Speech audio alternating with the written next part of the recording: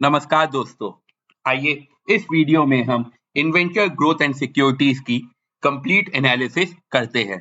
हम इसका fundamental analysis करेंगे स्क्रीनर.com के थ्रू। देखेंगे कि इस स्टॉक में क्या पोटेंशियल है। तो चर्चा शुरू करने से पहले मैं बताना चाहता हूं कि इंट्राडे ट्रेडिंग के लिए हमारा टेलीग्राम चैनल है, आप उसे जरूर ज्वाइन करिएगा, लिंक डिस्क्रिप्शन बॉक्स में है। हम सेबी रजिस्टर्ड नहीं है और हमारे वीडियोस केवल एजुकेशनल पर्पस के लिए होते हैं। आप अपने खुद की भी एनालिसिस जरूर करिएगा। दोस्तों, सबसे पहले मैं चर्चा शुरू करता हूं इनके रिजल्ट्स को लेके। तो आइए दोस्तों, अब हम सबसे पहले इनके क्वार्टर ऑन क्वार्टर देख लेते हैं। तो टोटल इनकम भी डिक्लाइन हुई है, नेट प्रॉफिट थोड़ी सी बढ़ी है और इसी वजह से ईपीएस भी कंपनी का हल्का सा बढ़ा है। तो यहाँ पे तो रिजल्ट्स इनके क्वार्टर ऑन क्वार्टर ठीक है, लेकिन अगर मैं ईयर ऑन ईयर देखूं तो इनके रिजल्ट्स में इनकम भी कम हुई है, प्रॉफिट्स भी आधी हो गई है, इस वजह से ईपीएस भी घटा है। तो ईयर ऑन ईयर रिजल्ट्स बेकार है और क्वार्टर ऑन क्वार्टर न्यूट्रल है। तो रिजल्ट्स तो इनके अच्छे नहीं आए, इस वजह से मैं शॉर्ट टर्म में इस स्टॉक में कोई बहुत मेजर मूवमेंट एक्सपेक्ट नहीं कर रहा हूं, अनलेस कोई बड़ी और न्यूज ना आ जाए।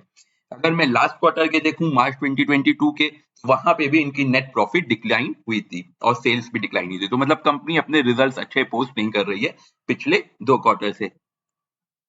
कुछ महीनों पहले वॉल स्ट्रीट पे आर्टिकल निकला था ईपीएस ग्रोथ को लेके। तो उन्होंने कहा था कि क्या इसमें इनकी जो प्रॉफिट्स है वो थोड़ा सा बढ़ रही है। तो यहाँ पे आप देखेंगे तो ईपीएस इनका बढ़ गया था बीच में 0.12 से 0.24। तो ईयर ऑन ईयर ग्रोथ 101% थी और उसी यही वो टाइम था जब स्टॉक में हमें थोड़ी सी राइज देखने को मिली थी। अगर आप यहाँ पे देखेंगे तो यहाँ पे इस क्वार्टर में कंपनी के रिजल्ट्स अच्छे आए थे तो स्टॉक इसलिए थोड़ा सा भागा था, बट फिर बेकार रिजल्ट्स आए तो स्टॉक फिर से गिर गया। आइए अब हम स्क्रीनर के थ्रू एनालाइज कर लेते हैं इस स्टॉक को। तो यहाँ पे आप देखेंगे मार्केट कैप एकदम तो केवल 240 करोड़ से, पीई में कोई इशू नहीं है, बुक वैल्यू 2.37 है, स्टॉक उसी के पास चल रहा है। तो यहाँ भी ठीक है, आरओसी आरओई भी काम चलाऊ है, एटलीस्ट कंपनी थोड़ी बहुत प्रॉफिट्स तो रिपोर्ट कर रही है। आप देखेंगे गुड प्रॉफिट ग्रोथ 91.8% की कंपनी ने दिखाई है पिछले 5 सालों में।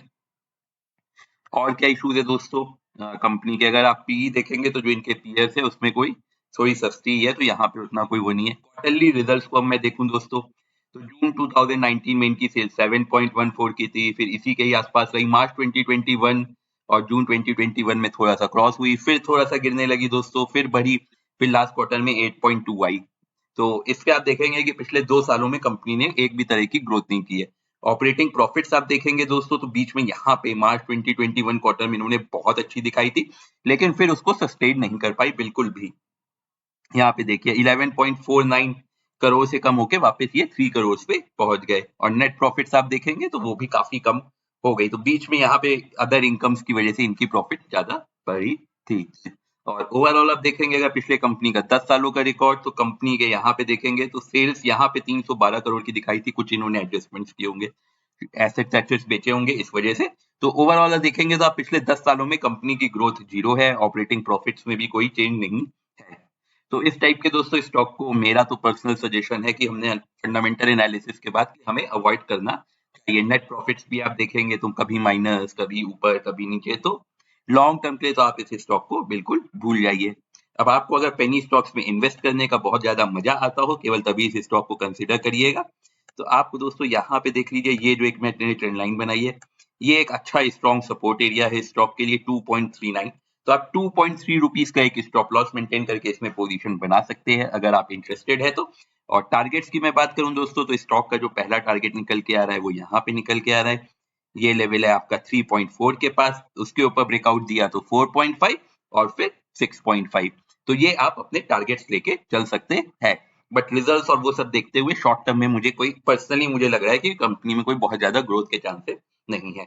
तो आप अकॉर्डिंगली अपनी स्ट्रेटेजी प्लान करिएगा। इन केस आप खरीदते हैं तो प्लीज स्टॉप लॉस जरूर मेंटेन करके चलिएगा, क्योंकि अगर स्टॉक यहाँ से गिरा तो 1 रुपए तक दोबारा जा सकता है।